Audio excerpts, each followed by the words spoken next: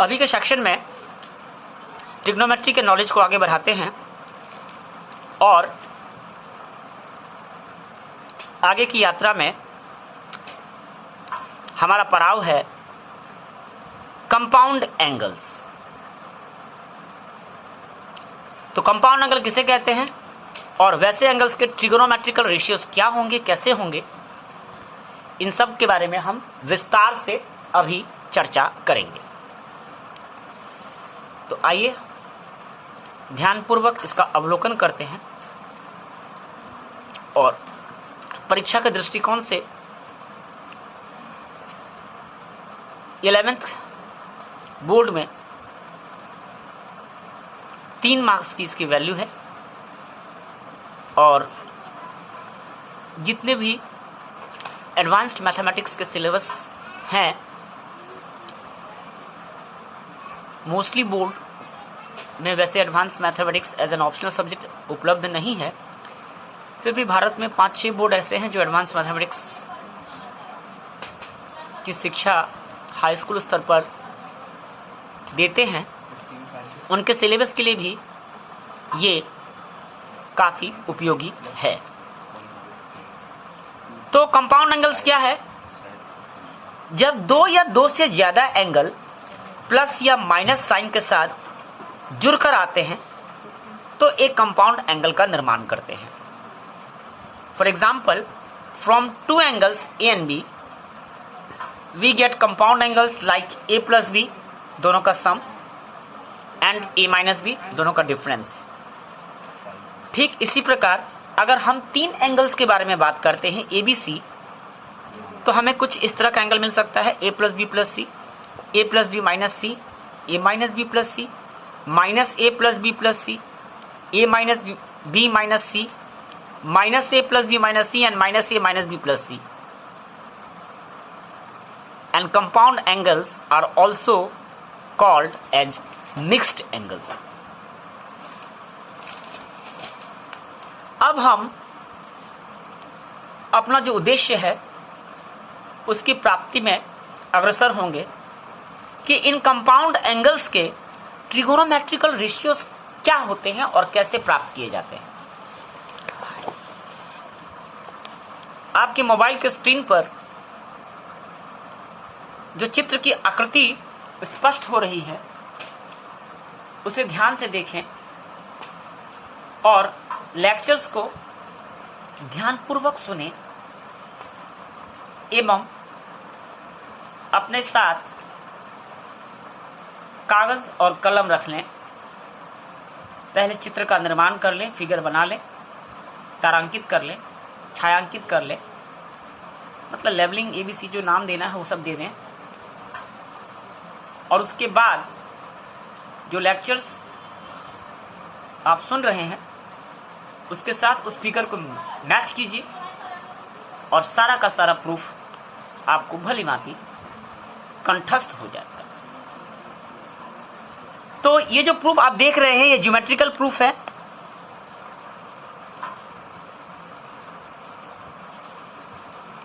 हम एक क्वाड्रेंट लेते हैं जिसमें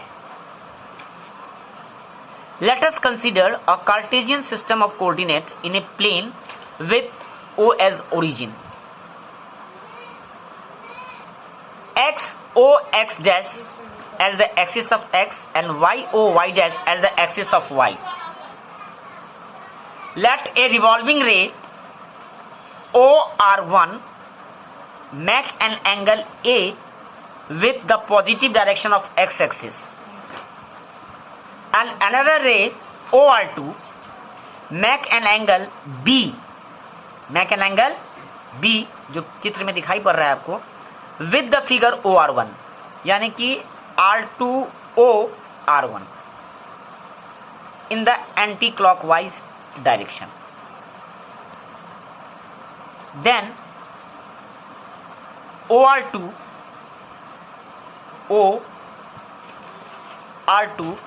makes compound angle A plus B with respect to the OX. This is OX. अब हम इस लाइन OR2 पे कहीं पर भी एक पॉइंट P की पोजीशन लेते हैं। सपोज ये पॉइंट हमने P यहां ले लिया। Any point P is considered on OR2 and PM perpendicular to OX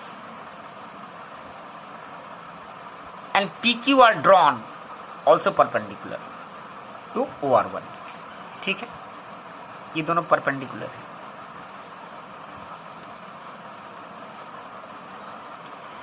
अब ध्यान दीजिएगा, obviously the angle between PM and PQ, PM and PQ is the same as the angle between OX and OR1। Clear?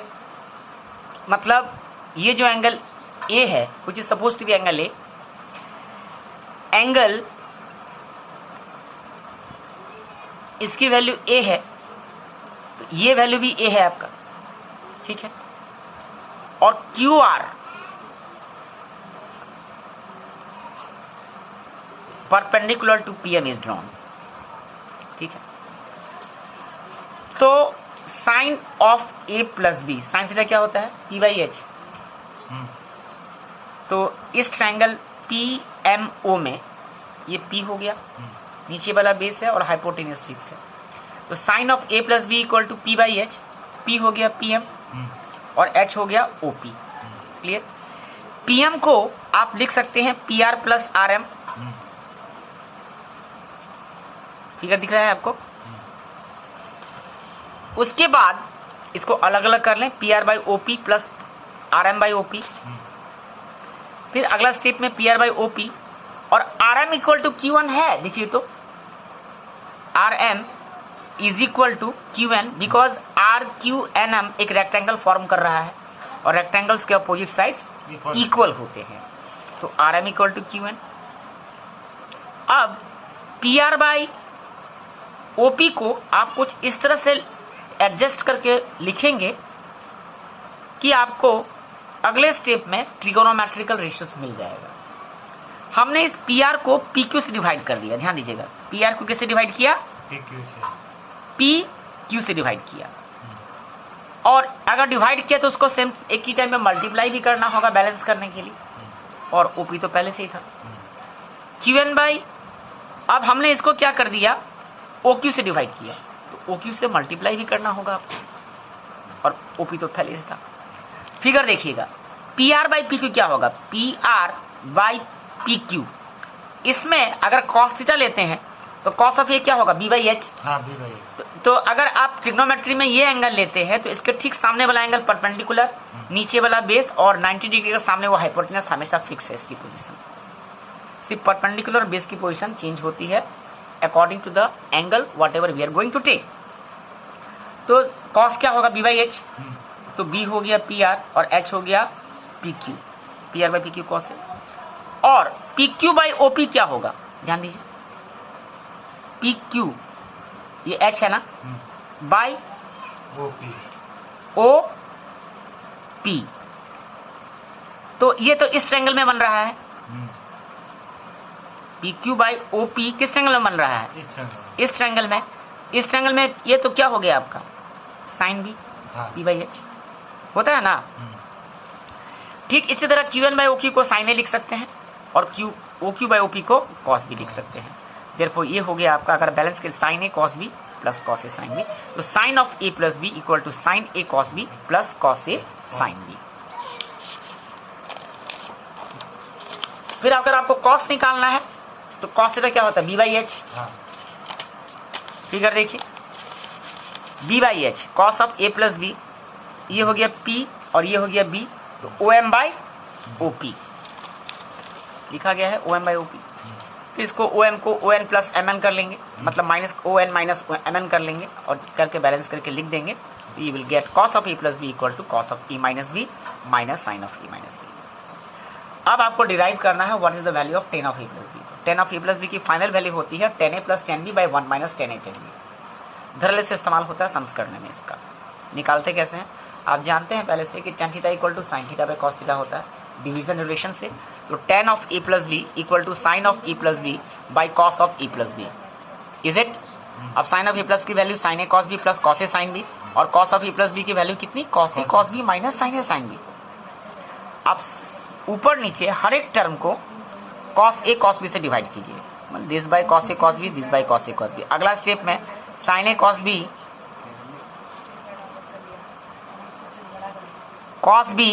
Bye cos A cos B, LCM method, cos A sine B by cos A cos, समझ में आ गया होगा।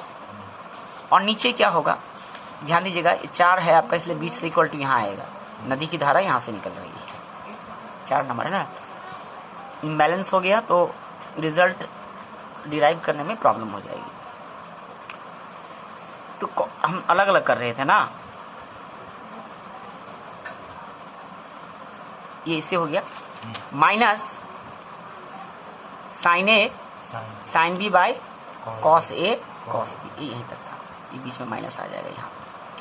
देखिए तो cos B cancel, sine by cos कितना हो जाएगा? 10, cos A cos cancel, sine B by cos cancel, 10b, 10a plus 10b, ये पूरा कैंसिल हो गया। 1 minus sine by cos 10, sine B by cos B 10, 1 minus 10, ठीक है ना। अब 10 का उल्टा क्या होता है? Cot of A plus B क्या हो जाएगा? Cot A cot B minus 1 by cot B plus cot A. कैसे प्रूव करोगे? या तो आप डिवाइड कर दोगे cot of A plus B equal to cos of A plus B by sine of A plus B, और वैसे ही divide करेंगे तो आंसर मिल जाएगा। नहीं तो 10a को क्या लिखेंगे आप? 1 by cot, 1 by cot B, 1 by cot A, 1 by cot B, उसके बाद उल्टा करके निकल जाएगा। एक मेथड है साइन 75 निकालना है using the compound angle formula. 75 can be written as sine 45 degree plus 30 degree, A plus B, A 45 है और बी 30 है। साइन पहले फॉर्मूला क्या लिखेंगे? Sine A cos B plus cos A sine B, sine 45 cos 30 cos 45 sine 30, sine 45 is 1/√2, cos 30 is √3/2, cos 45 is again half, and sin 30 is 1/2. Cos 45 is 1/√2, sin 30 is half. So this becomes √3/2 plus 1/2 √2. Now 2 √2 is the LCM, so it becomes √3 plus 1 is the answer of sin 75 degree. Similarly, we can find the value of cos 75 degree, right? 45 plus 30. Subtraction formula का भी proof same है, ठीक इसी तरह से आप एक बार देख लीजिएगा, किसी भी स्तरीय पुस्तक में आपको इसकी प्रूफ मिल जाएगी, सेम लॉजिक है। और उसके बाद हम कुछ प्रॉब्लम्स देख रहे हैं।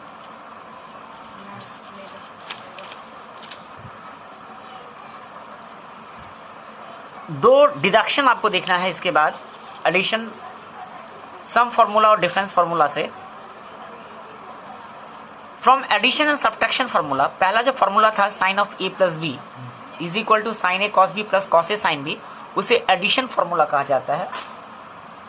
और दूसरा जो sine of A minus B होगा, तो sine A cos B plus cos A sine B, वो हो गया सब्ट्रैक्शन फॉर्मूला। इन दोनों का इस्तेमाल करके हमें बड़ा जबरदस्त रूल मिलता है, ध्यान दीजिएगा। Sine of A plus B की वैल्यू ये है, sine of A minus B की वैल्यू ये है, cos of A plus B की वैल्यू ये है, cos of A minus B की वैल्यू ये है फॉर्मूला से। अब अगर साइन ए प्लस बी और साइन ए माइनस बी को आपस में इंटू किया जाता है तो क्या होगा? Sine A plus B into sine A minus B equal to sine A cos B plus cos A sine B, एक ब्रैकेट में, दूसरे ब्रैकेट में sine A cos B minus cos A sine B, एक bracket में। हाँ, sine A cos B into sine A cos B, तो sine square A cos square B, है ना। तो वैसे भी आपका ये a plus B into A minus B के फॉर्म में आ रहा है, तो A square minus B square, sine square A cos square B minus cos square A sine, एक फॉर्मूला तो ये हो गया। अब कॉस को साइन में कन्वर्ट कर लीजिए, 1 माइनस साइन स्क्वायर बी, और फिर आप यहाँ कॉस को साइन में कन्वर्ट कर लीजिए।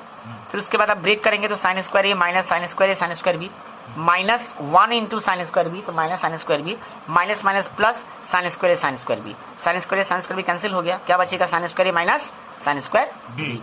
एक रिजल्ट ये भी आया, sine of A plus B into sine of A minus B is equal to sine square A minus sine square B.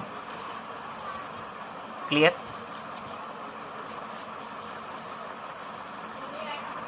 और अगर कॉस में उसको कन्वर्ट करते हैं इस रिजल्ट को, if you are going to convert, sine को convert किया 1 माइनस कॉस स्क्वायर में, तो कॉस थी तो कॉस ही रह जाएगा। फिर कॉस साइन को चेंज किया 1 माइनस कॉस स्क्वायर बी में, और उसके बाद अगर मल्टीप्लाई करते हैं तो you will get sine of A plus B into sine of A minus B is equal to cos square B into minus cos square A. तो एक ही चीज का वैल्यू ये है और दूसरा वैल्यू ये है, तो एज पर नीड, हमारी जरूरत के हिसाब से सवाल में हम उसका इस्तेमाल करेंगे। बट फॉर्मूलाज आपको अच्छी तरह भली बातें दिमाग में सेट हो जानी चाहिए। I hope you understand my points. वही बात अगर हम cos of A plus B into cos of A minus B के लिए करें बालक, तो हमें प्राप्त हो जाता है cos square A minus sine square B is equal to cos square B minus sine square A. Proof समझ गए होंगे कैसे किया जाता है? Cos of A plus B equal to cos A cos B minus sine A sine B, और cos of A minus B equal to cos A cos B plus sine A sine B, plus minus. हाँ, okay. और tan of A plus B into tan of A minus B equal to sine square A minus sine square B by cos square A minus sine square B. अभी cos में करेंगे तो cos square B वाला term जो पहले आ जाएगा, cos में आप देख रहे हैं ना, बी वाला टर्म पहले आता है, बी का जो एंगल है। अब फिलहाल कंपाउंड एंगल में साइन ऑफ 3 नंबर है, sine of A plus B plus C, that is equal to sin a cos b cos c plus cos a sin b cos c plus cos a cos b sin c minus sin a sin b sin c।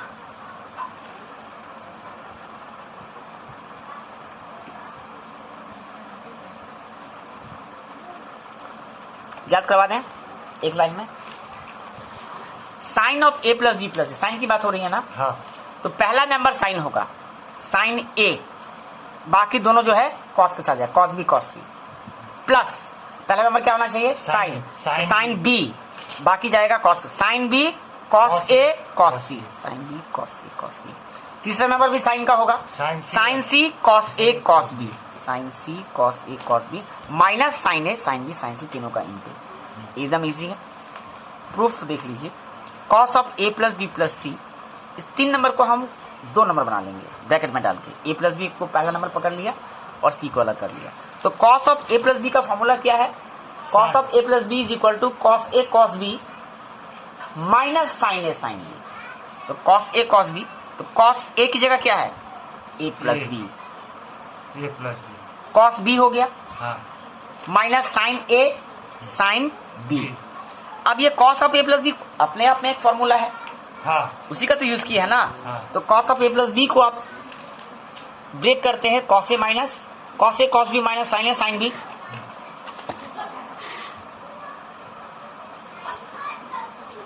पुस्तक की हालत जरा से दयनीय लग रही है, और आपने इसको ब्रेक कर दिया, काटा कोटी कैंसिल वगैरह जो करना है उसके करने के बाद में आपको मिलता है cos A plus B plus C, cos A cos B cos सी। ये पहला बार में जो है ना खुद को रखता है, cos A cos B cos सी, क्योंकि कॉस में है इसलिए माइनस कहीं लेना पड़ेगा आपको। और इसका पीछे क्यों आएगा मैं लॉजिक बाद में बता दूंगा आपको। माइनस पहला मेंबर कॉस ही रहेगा, हाँ। उसके बाद में वही साइन सी, पहला मेंबर कॉस ही रहेगा, sine B sine, cos B हुआ ना पहला मेंबर, हाँ, कॉस होगा, cos B sine A sine C है ना, फिर पहला मेंबर कॉस ही होगा, cos C sine A sine, एकदम अच्छी समझ में आ गया। और tan of A plus B plus equal tan A plus tan B plus tan C minus tan A tan B tan C by 1 minus tan B tan C minus tan C tan A minus tan A tan B. I hope you understand. थोड़ा सा hope so, देख लीजिए आप कहाँ पे, नहीं उसके पीछे ही होगा, चैप्टर्स के पीछे ही आंसर रहता है, तो बाकी सब हम बाद में करें। अब समझ में आया चीज, हाँ। अब एक बार प्रूफ पढ़ के देखिए फिर, आई होप यू विल अंडरस्टैंड, और उसके बाद का जो क्वेश्चंस है हम बाद में करेंगे। Thanks a lot.